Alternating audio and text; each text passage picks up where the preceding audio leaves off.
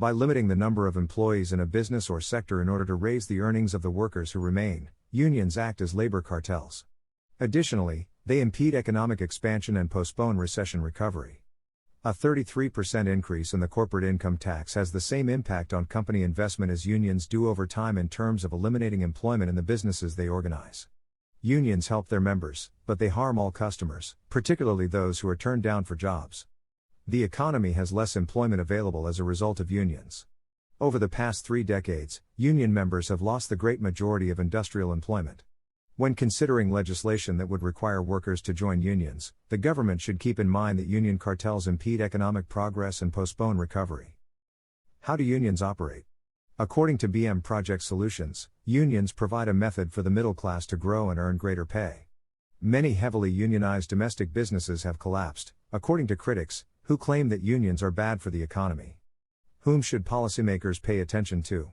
Economists have thoroughly researched what unions accomplish, and a thorough review of scholarly studies reveals that, although occasionally achieving gains for their members, unions hurt the economy. Average union members make more money than typical non-union employees.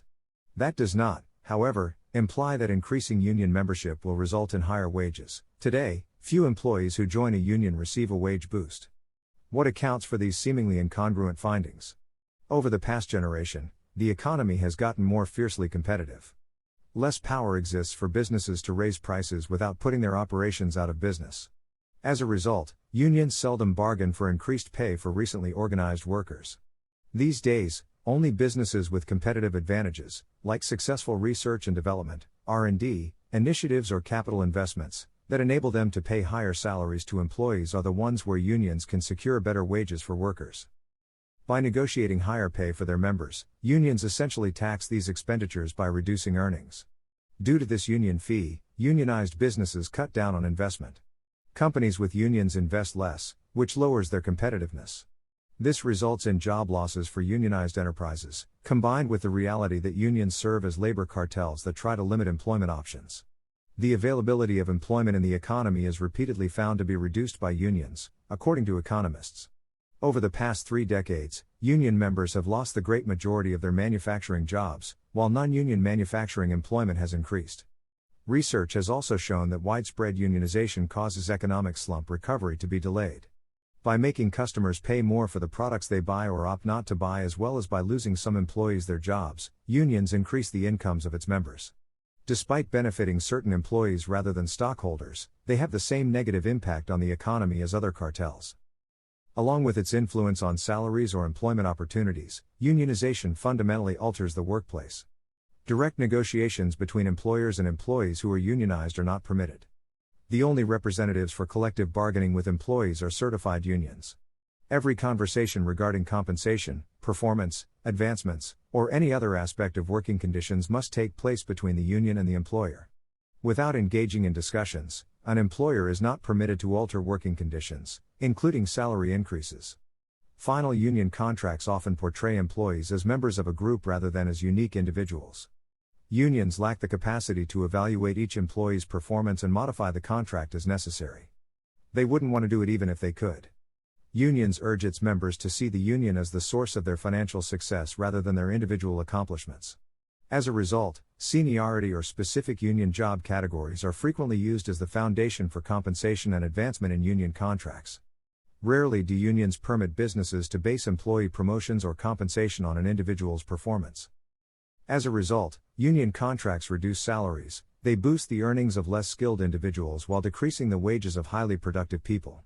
Wealth is distributed among employees via unions. In unionized organizations, salary disparity is decreased since everyone receives the same seniority-based rise regardless of how much or little he contributes.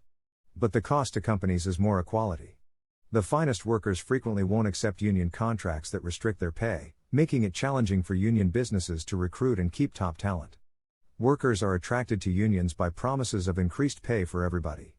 Numerous studies on the impact of unions on salaries have produced contradictory results for economists. Numerous economic studies compare the median salaries of unionized and non-unionized workers while controlling for age, gender, education level, and industry. According to these researches, the typical union member earns around 15% more than equivalent non-union workers. More recent study demonstrates that these estimates understated the real difference because of inaccuracies in the data used to determine salaries. Estimates that account for these inaccuracies reveal that union members often earn 20 to 25% more than comparable non-union workers. However, these studies do not demonstrate that joining a union would result in a 20% increase in the ordinary worker's pay. A correlation does not prove a cause. Although the average salary in Silicon Valley is higher than the average salary in South Africa after accounting for characteristics like age and education, transferring every worker from South Africa to Silicon Valley would not result in higher compensation. Not because they choose the best area to live, but rather because they have specialized talents and work for well-paying technological businesses. Employees in Silicon Valley make more money than those in other places. In a similar vein, unions do not always result in salary increases. They may just arrange people whose salaries would be greater by default. Unions don't set up arbitrary businesses. They target well-off, big businesses that frequently provide greater compensation. Underperforming employees are difficult to fire due to union contracts, hence unionized businesses tend to avoid recruiting such individuals. High-earning employees avoid unionized businesses because they do not want seniority schedules to hold them back. To address this issue, economists have looked at how employees' salaries vary when they join or leave unions. The worker has the same abilities whether he is a member of a union or not, therefore this accounts for unobservable worker traits like initiative or diligence that increase pay and may relate to union membership. These studies often demonstrate that when employees join unions, their earnings increase by around 10%, and when they leave, their wages decrease by about 10%. Studies that follow specific employees do not demonstrate that joining a union inevitably results in higher compensation. Individual statistics do not take into consideration firm-specific variables, such as the fact that large companies pay higher wages and are more frequently the focus of organizing activities. While most of the economic research does not decisively refute the claim that unions increase wages, certain studies do reach this result. These results are difficult to reconcile with the overwhelming corpus of other research demonstrating that union members earn more than non-union members or with the compelling data demonstrating that unions have a negative impact on profitability. Union salary increases do not appear out of nowhere. They are funded by commercial profits. Costs are also increased by other union regulations, such as rigid job classifications and union labor rules that increase the number of workers required to complete a task. In order to meet these costs, unionized businesses sometimes have to raise their pricing, which results in clientele loss. The profitability of enterprises would be anticipated to be reduced by fewer clients and greater costs, and economists discover that unions have precisely this impact.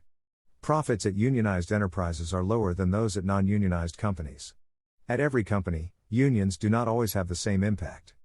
Unions have relatively little influence to increase salaries and cut profits in markets that are competitive. Price rises are impossible for businesses without losing customers, but if union salary hikes are funded by operational profits, investors will look elsewhere for their funds. Not all markets, nevertheless, exhibit ideal competition. When businesses have a competitive edge, unions can transfer from profits to wages. Economic study demonstrates that increases in union wages result from spreading anomalous profits that businesses make as a result of competitive advantages such as a lack of foreign competitors or rising demand for the firm's goods. Additionally, revenues from successful R&D initiatives and long-lasting capital expenditures are distributed by unions. In a sense, unions tax the investments made by businesses by transferring a portion of the profits to their members. This reduces the value of making a new investment. Like how they react to investment taxes from the government, businesses reduce their investment in response to the union levy. Unions indirectly lower investment because they lower employers' ability to make new investments by reducing earnings. Economists would anticipate that as a result of decreased investment and the union cartel's deliberate efforts to decrease employment, unions will eliminate jobs at the businesses they represent. Economic analysis demonstrates that unionized employment vanishes over time. The goal of labor cartels is to increase the earnings of their members by reducing the number of employments in a certain sector. Over time, unions have a negative impact on company profitability as well as business investment and employment. Even under normal economic conditions, these consequences do not benefit the employment market, and they are especially detrimental during recessions. Unions, according to economists, impede economic recovery. Those that had more union members recovered from the 1982 and 1991 recessions far more slowly than states with less union members. In conclusion, simply put, unions do not offer the financial advantages that their advocates assert they do. They are labor cartels that deliberately eliminate jobs in order to raise member salaries. Unions are unable to boost wages through labor cartelization in competitive marketplaces. Higher labor expenses cause businesses to fail. As a result, unions seldom increase pay in newly organized businesses. Only at businesses that benefit from competitive advantages that enable them to pay higher salaries, such as successful R&D initiatives or long-lasting capital expenditures, can unions enhance wages. Till next time. BM Project Solutions.